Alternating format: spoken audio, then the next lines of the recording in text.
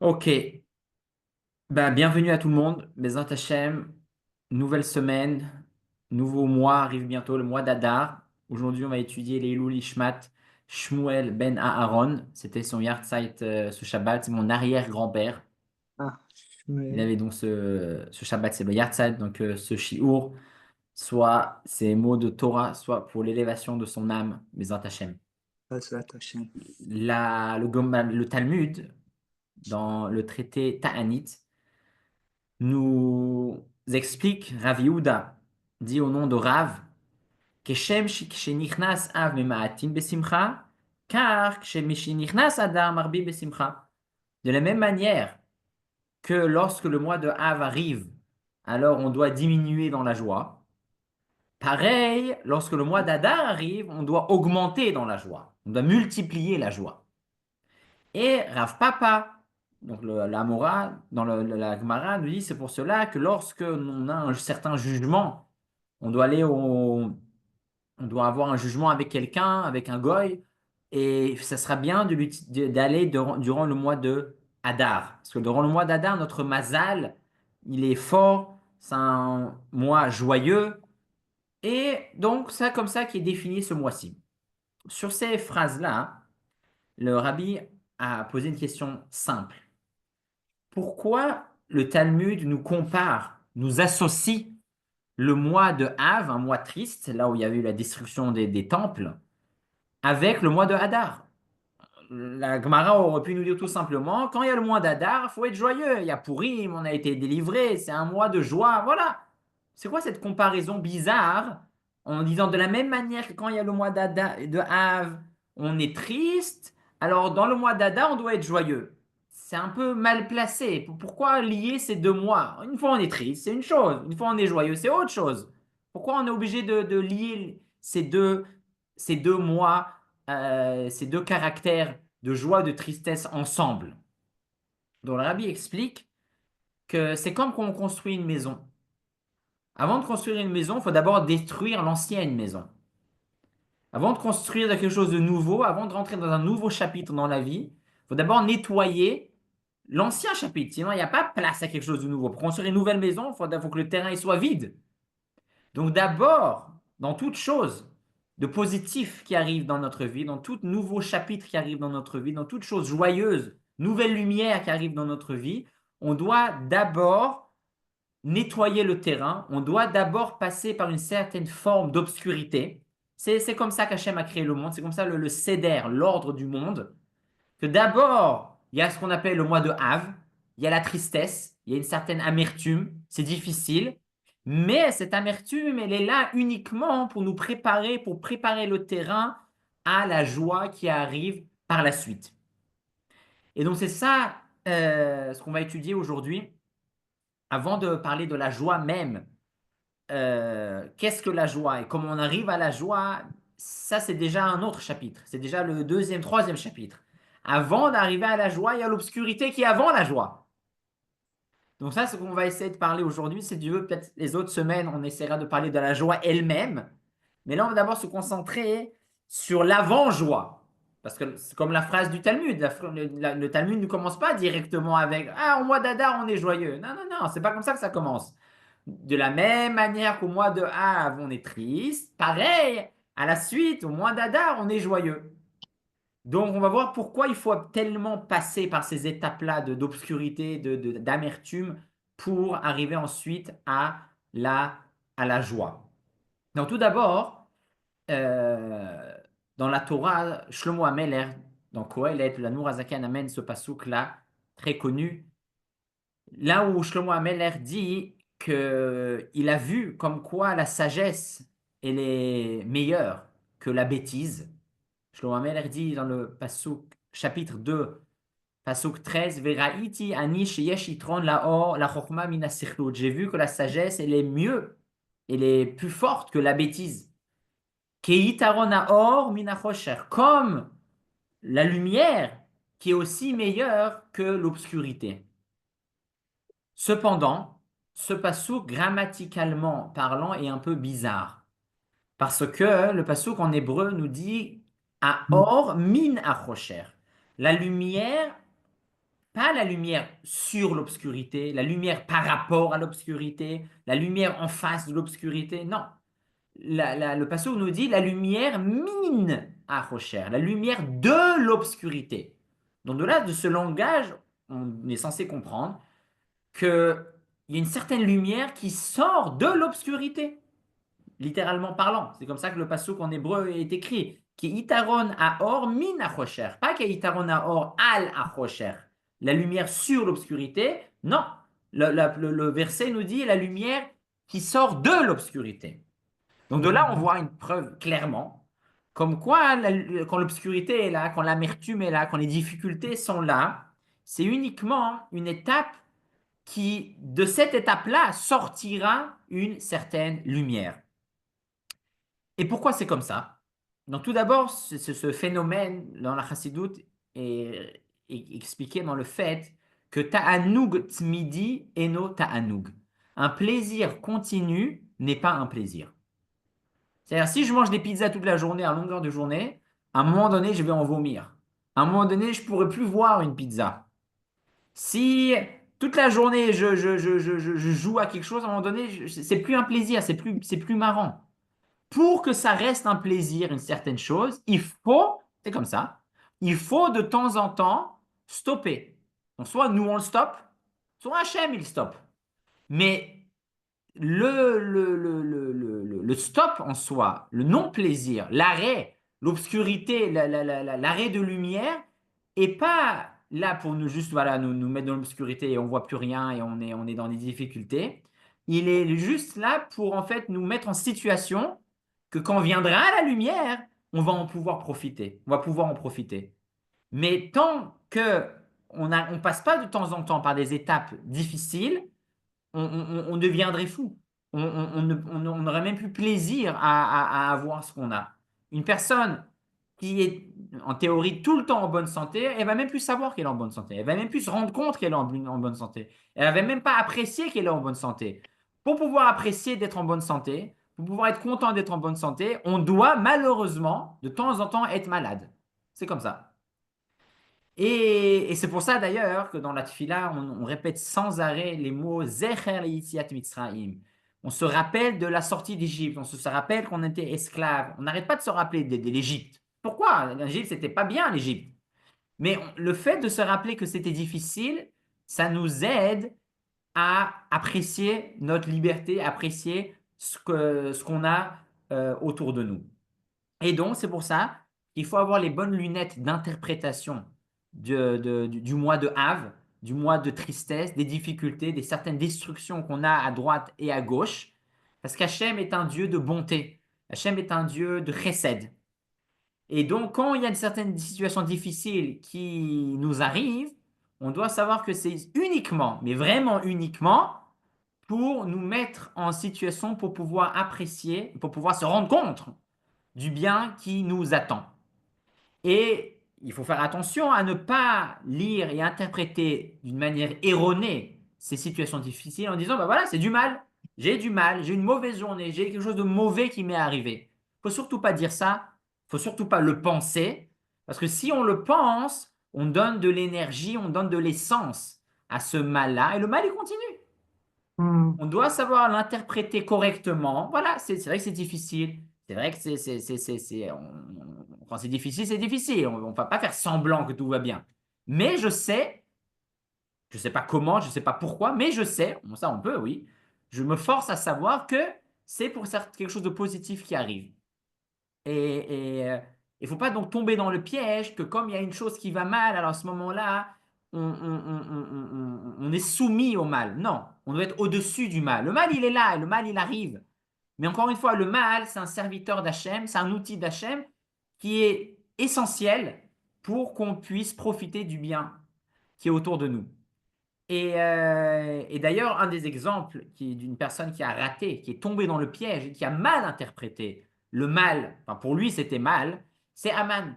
Aman, il avait beau, tant mieux pour lui. Il avait tout ce qu'il faut, tout ce qu'il faut. Il avait une grande famille, il avait du pouvoir. Mais pour lui, il y a une chose qui allait mal.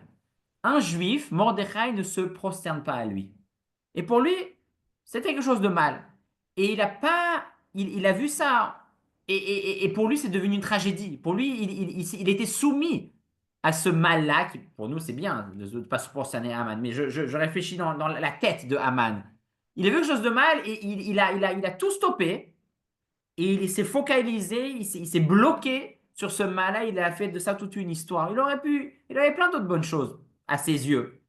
Et donc, nous, on doit faire attention à ne pas être comme Aman, à pas se bloquer et à pas être soumis au mal qui est autour de nous, mais au contraire, voir tout le mal qui est autour de nous de la même manière que le mois de Av, qui est un tremplin pour arriver ensuite au mois d'Adar, comme nous dit l'Agmara. Et non seulement ça, on doit savoir aussi que certaines situations difficiles sont présentées à nous dans notre vie, des situations d'obscurité, on doit savoir d'une certaine manière qu'Hachem est encore plus présent que lorsque tout va bien. D'où on apprend Hmm. ça. On dit tous les jours dans la tfila, avant le Shema Israël, Yotzer Or ou Boré Chocher. Hachem forme la lumière et crée l'obscurité.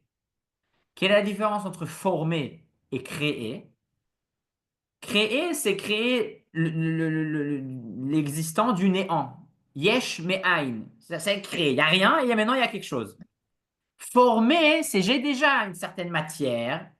J'ai de la pâte à modeler, par exemple, et je forme. Je fais un rond, je fais un carré, je fais une maison. Dans quel cas il faut plus investir de force? D'en créer. C'est plus dur de créer quelque chose à partir de rien que de former quelque chose à partir d'une certaine matière que j'ai déjà. Et c'est très étonnant de voir que quand Hachem crée l'obscurité, il emploie le mot boré. Il crée. C'est-à-dire créer, c'est quelque chose comme il crée quelque chose de rien à existant, il investit beaucoup. Alors quand il parle de lumière, il parle juste de former. Former, c'est pas un tellement grand investissement. Donc qu'est-ce qu'on voit? On doit se rappeler ça, que quand on a des choses difficiles qui nous arrivent, d'une certaine manière, Hachem est encore plus proche de nous. Hachem a investi encore plus pour nous construire des situations difficiles, des situations de recherche, beaucoup plus il investit, c'est-à-dire il est beaucoup plus présent, que lorsqu'il nous envoie des situations de or, des situations de lumière. Et on voit ça, on a tous passé par là, on sait tous que quand il y a eu des choses qui ont été difficiles à la base, quand à la suite on a su sortir de la situation, on voit qu'on est beaucoup plus fort. Par exemple, on raconte sur le Rambam, Maïmonide. Lorsqu'il était petit, il avait des grandes difficultés à l'école, des grandes difficultés de compréhension. Il n'était pas du tout intelligent. Il était vraiment dans des grandes difficultés jusqu'à qu'un jour il a pleuré, il a demandé à Hachem et Hachem lui a ouvert son esprit et il est devenu le Rambam. Mais toutes les grandes personnes, c'était souvent des gens qui à la base à l'école, ils étaient fous. Donc ça veut pas dire qu'il faut être fou à l'école, ça veut pas dire c'est bien d'avoir des problèmes. Mais il faut savoir que quand il y a ces problèmes-là, c'est au contraire, c'est qu'il y a quand la lumière elle va arriver, elle va beaucoup plus être puissante, beaucoup plus être durable. C'est ce que d'ailleurs le Chassidut explique souvent la différence entre Or Choser et Or Yachar. La lumière directe et la lumière, le reflet. La lumière directe, c'est-à-dire quand je comprends quelque chose dès le premier coup. Le professeur, il m'explique et j'ai compris. Tant mieux. Mais il y a d'autres situations, des fois, je ne comprends pas la première fois. Je ne suis pas d'accord. J'ai plein de questions. Et ensuite, on m'explique et on essaie de me prouver. Finalement, j'ai compris. C'est le domaine, la dimension de Or Rosaire. Et dans quel cas je vais me rappeler plus de ce que j'ai étudié? Dans le cas où à la base, j'ai pas été d'accord. Dans le cas où à la base, j'étais dans l'obscurité, quand à la fin j'ai compris, je me rappellerai beaucoup, beaucoup mieux que lorsque j'ai compris dès le début. Encore une fois, ça ne veut pas dire qu'il faut chercher les problèmes, ça ne veut pas dire qu'il faut chercher les problèmes, mais les problèmes qu'on a tous, eh ben, il faut savoir qu'ils ont une raison d'être là. Et non seulement ils ont une raison, c'est juste un processus. C'est le début du processus pour arriver à une grande lumière, mais ça commence toujours par là. Comme, encore une fois, nous dit le Talmud, avant le mois d'Adar, le Talmud nous parle du mois de Av. Encore un autre exemple avant de passer à la troisième partie du shiur, où on voit que l'obscurité a été finalement un début de lumière, c'est la Haftara. La Haftara qu'on lit chaque Shabbat, à la base, ça n'existait pas la Haftara. À la base, on lisait chaque Shabbat la Torah, la paracha. Mais à une certaine période, c'était interdit d'étudier la Torah. Et les Chachamim ont décidé que, OK, la Torah, on ne peut pas étudier, c'est interdit. Alors, on va étudier les prophètes, les Nevi'im. Donc, ils ont instauré que chaque semaine, on ne lira plus la Torah, parce qu'ils ne pouvaient pas, c'était interdit, c'était dangereux. Mais on va au moins lire les Nevi'im. Et suite lorsque le décret a été levé, que la Torah a été encore une fois permise à nouveau, les Chachamim ont décidé de garder. Si déjà, de garder cette coutume, et jusqu'à aujourd'hui, on lit la Haftara. Et non seulement, jusqu'à aujourd'hui, on lit la Haftara, on voit que les enfants bar mitzvah, certains lisent la Torah, certains ne lisent pas la Torah, mais la Haftara, en général, tout le monde lit la Haftara. C'est intéressant. Pourquoi un enfant de bar mitzvah, il lit la Haftara et pas la Torah? La Haftara, à la base, c'est moins important. Ça a été rajouté beaucoup plus tard. En fait, ce que j'ai entendu, on peut expliquer ça d'une certaine manière, qu'on veut enseigner à l'enfant que la Haftara, c'est le symbole de quelque chose qui, à la base, était négatif. À la base, on étudiait la Haftara parce que c'était interdit d'étudier la Torah. Et finalement, grâce à cette histoire, aujourd'hui, on étudie les Nevi'im. Chaque semaine, on écoute une Haftara, on écoute des psukim des Nevi'im. Donc, grâce à ça, il y a une lumière qui a été en plus. Et donc, c'est ça qu'on veut enseigner à chaque enfant de Bar Mitzvah. Soit, maintenant, tu es un adulte, tu dois être prêt à être confronté même à des situations difficiles. Il doit savoir que chaque situation difficile est uniquement un tremplin pour une grande lumière qui doit arriver, mais elle ne peut pas arriver directement. On doit tout d'abord faire un certain nettoyage, on doit tout d'abord préparer le terrain pour cette grande lumière qui arrive. Et maintenant, on va passer à un autre point qui est aussi lié une certaine préparation à la simcha et l'importance de la simcha. C'est par rapport aux deux esclaves que la Torah nous a raconté la semaine dernière. On sait que dans la Torah, il y a ce qu'on appelle l'esclave knaani, l'esclave non juif, et l'esclave ivri, eved ivri. Dans la paracha, c'était les premières halachot, les premières lois de la paracha Mishpatim de la semaine dernière. Avant de rentrer dans le vif du sujet pour comprendre quel est le lien avec la simcha, tout d'abord, il y a quelque chose d'intéressant qu'on peut voir. Le Talmud Yerushalmi nous dit qu'à quel moment dans notre histoire on a été ordonné des halachot, des lois des esclaves, comme quoi un esclave, il ne peut pas travailler éternellement chez quelqu'un. Un esclave juif, au bout de certaines années, au bout de 6 ans, il doit s'arrêter, il doit être libéré. Et le Talmud Yerushalmi nous dit, sur le passage, Vaïdaber Hashem le Moshe vel Aaron Vaïtsavem, le Béné Israël, que quand Hashem est venu parler au Béné Israël lorsqu'on était en Égypte, esclave, le Talmud Yerushalmi dit, qu'est-ce qu'il nous a dit Moshe? Al parashat shiluach avadim. Lorsque nous-mêmes on était des esclaves, Moshe nous a dit, vous savez, quand bientôt, quand vous allez recevoir la Torah et il y aura cette possibilité d'avoir des esclaves, vous devez savoir que les esclaves, c'est pas pour toujours. À un moment donné, il faut les libérer. Et donc, tous ces halachot-là, tous ces lois-là des serviteurs, des esclaves, a été déjà dit lorsque nous-mêmes, on était des esclaves. Et sur ça, on peut se poser une question simple, mais quel rapport? Nous-mêmes, on est esclaves, et c'est maintenant que tu nous racontes les lois, comment libérer un esclave. C'est vraiment pas le bon endroit. Nous-mêmes, on est des esclaves. Qu'est-ce que tu nous parles maintenant de libérer des autres esclaves? Nous-mêmes, on est des esclaves. Apparemment, ce n'est pas l'endroit le plus adapté pour expliquer au Béné Israël toute cette histoire, toutes ces lois de l'esclavage. Les commentaires expliquent qu'en fait, oui, c'est le meilleur moment. Pourquoi? Quand quelqu'un il a un problème, voilà, j'ai besoin d'aide dans ce domaine, de santé, de travail, de famille, tout le monde a des problèmes. Souvent, on a la tentation à essayer de trouver tout de suite une solution, un conseil. Voilà, technique, comment je fais concrètement? Voilà, qu'est-ce que tu sais quoi ton problème? Mais il faut savoir que quand quelqu'un il a un problème, avant d'essayer de lui donner une réponse, de lui donner une aide pratique, bah, tu dois faire ça, tu dois appeler cette personne, je te conseille de lire ça, je te conseille d'acheter ça, je te conseille de travailler là-bas. Ça c'est en deuxième étape. Première étape, c'est écouter c'est quoi son problème. C'est-à-dire se mettre à sa place, pourquoi il a mal, où il a mal, c'est quoi, en quoi il est en difficulté.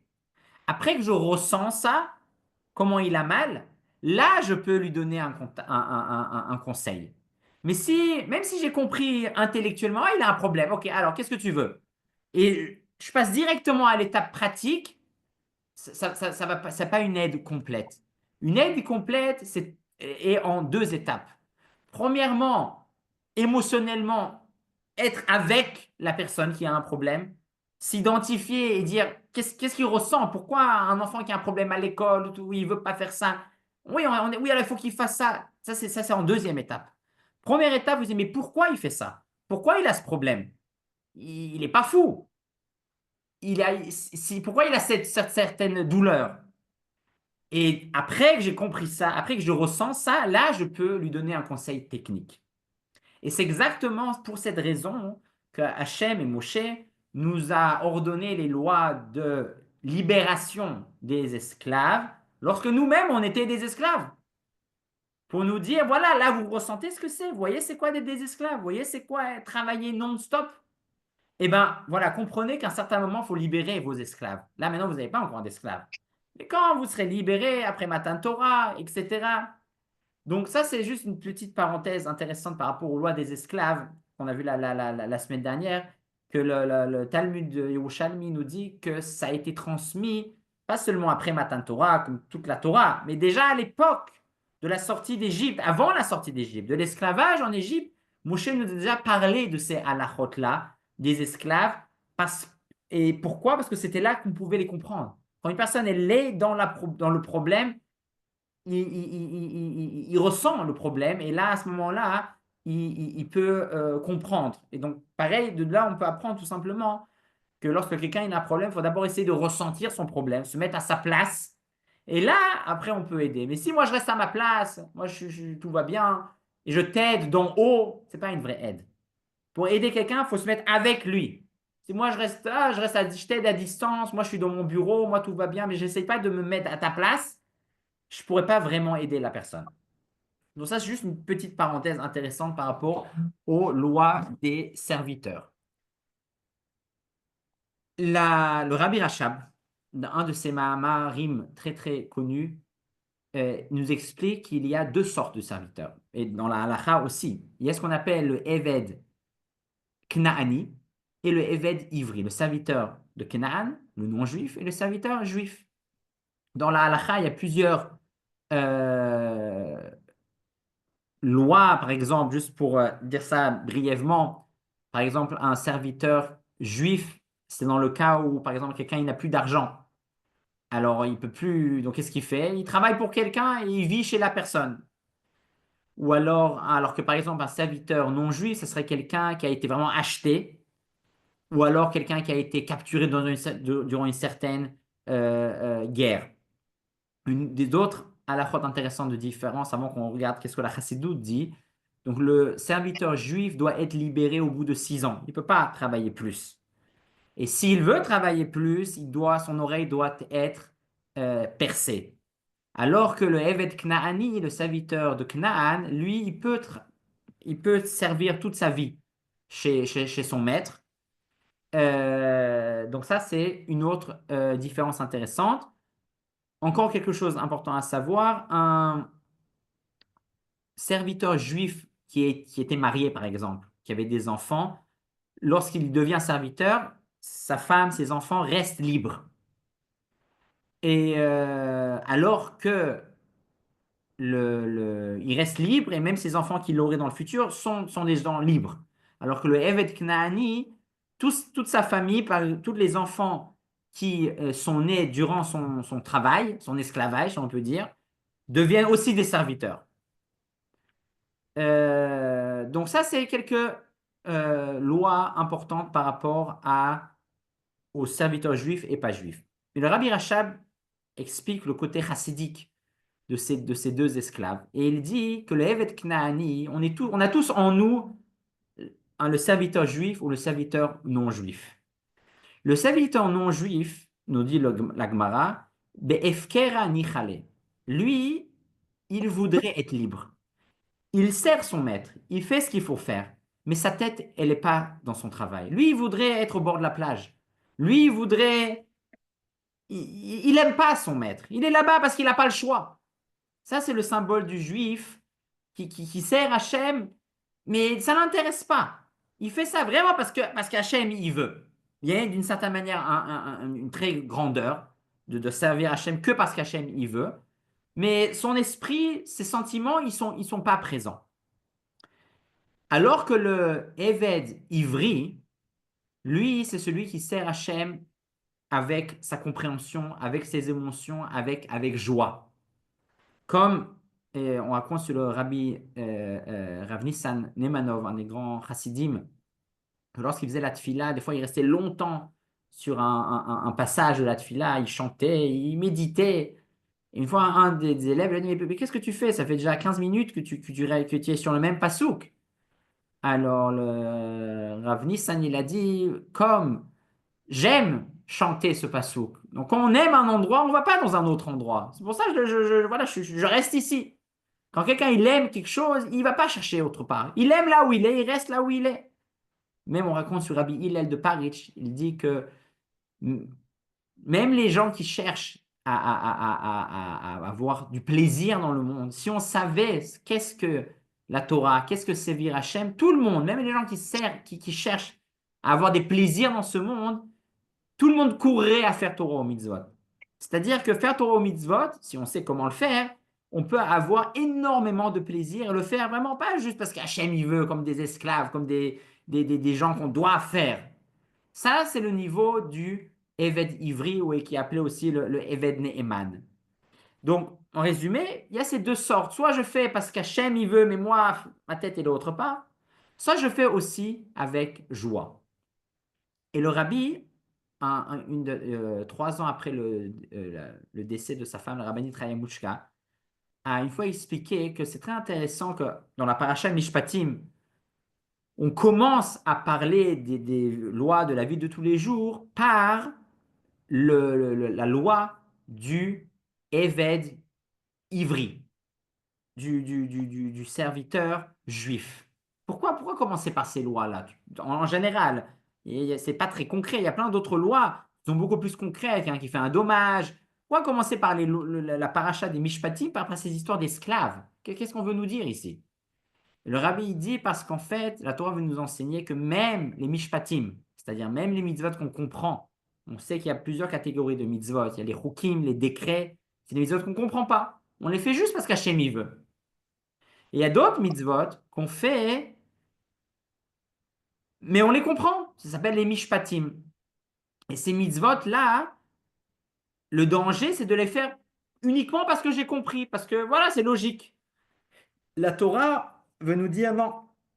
Même les mitzvot qu'on a compris, même les mishpatim, sache qu'on doit les accomplir comme des esclaves, comme des serviteurs. C'est pour ça que la Torah commence les lois de mishpatim, commence les lois de la vie de tous les jours, comme on a vu la semaine dernière, par les lois de l'esclave. L'esclave, il fait parce qu'on lui dit de faire. Il ne réfléchit pas, il n'essaye pas de comprendre. Même s'il comprend ou il ne comprend pas, c'est pareil. Pareil, nous aussi, même les mitzvot qu'on comprend, on doit les faire parce que Hachem, il veut. Parce que c'est ça la volonté d'Hachem. Le rabbi dit, alors si c'est comme ça, chez quel esclave l'idée de l'esclavage, on va dire, est plus prononcée? Chez le Eved Ivri ou le Eved Knaani?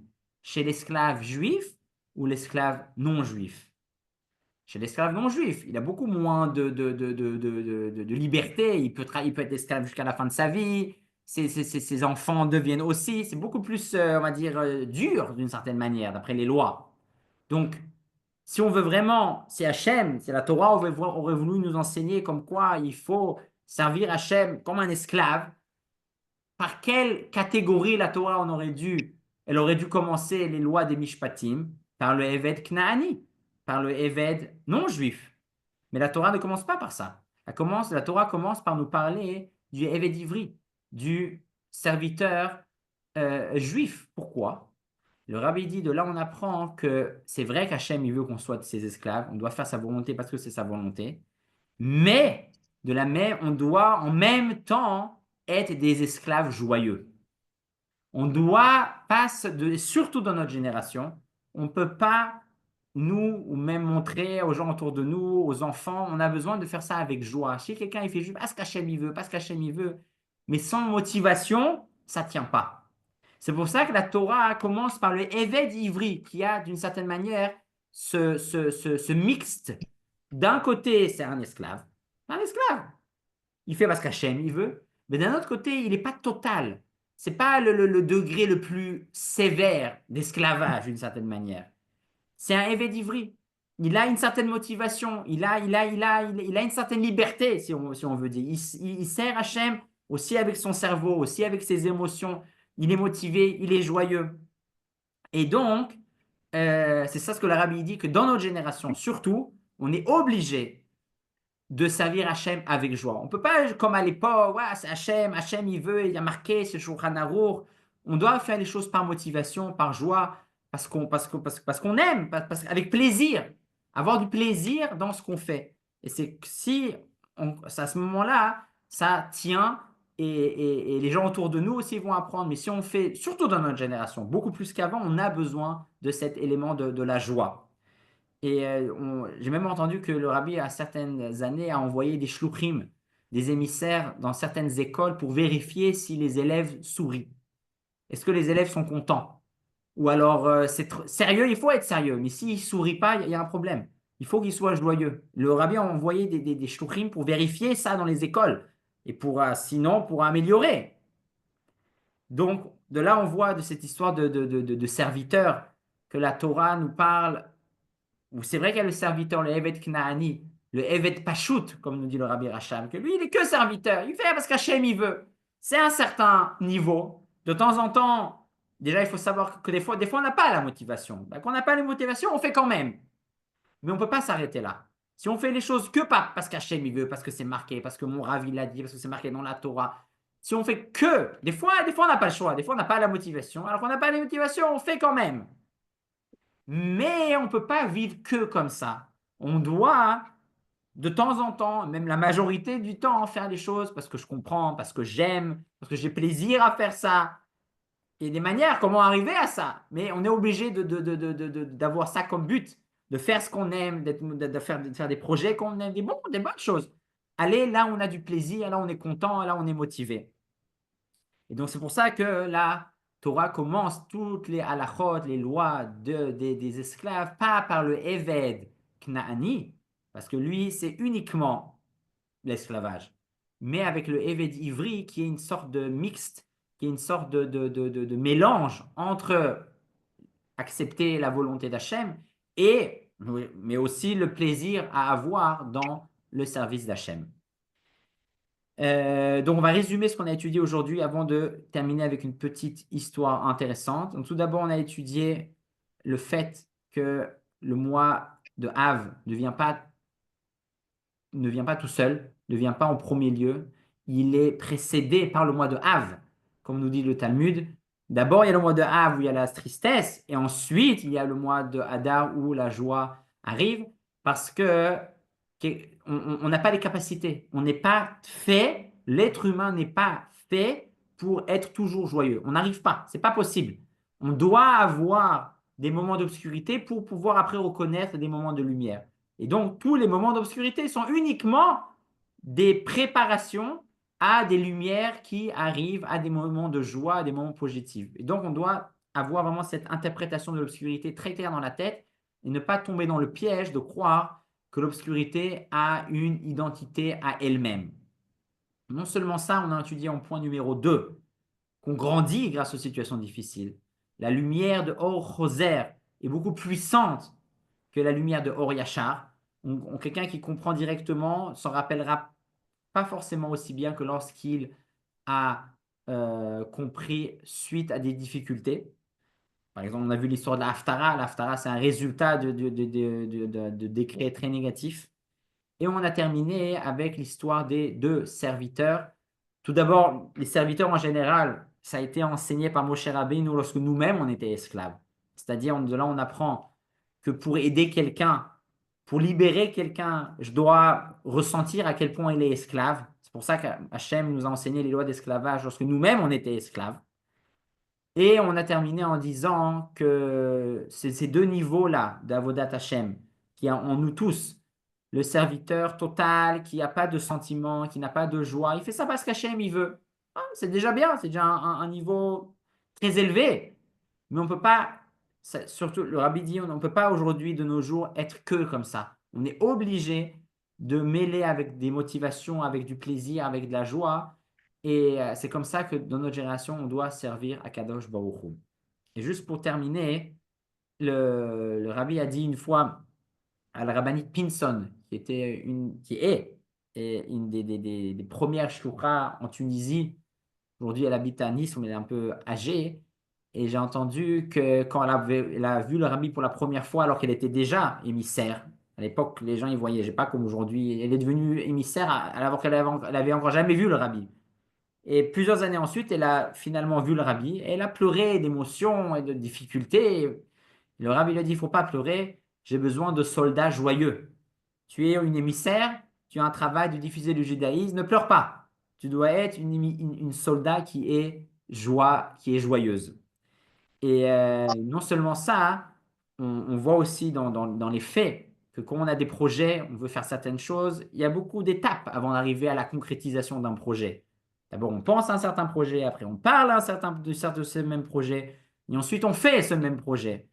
Et entre chaque étape, il y a des portes qu'il faut ouvrir. Ce n'est pas automatique. Souvent, on pense, on veut, et ça s'arrête là. Il y a plein de choses qu'on voudrait, qu'on veut, mais on n'arrive pas à passer à la concrétisation.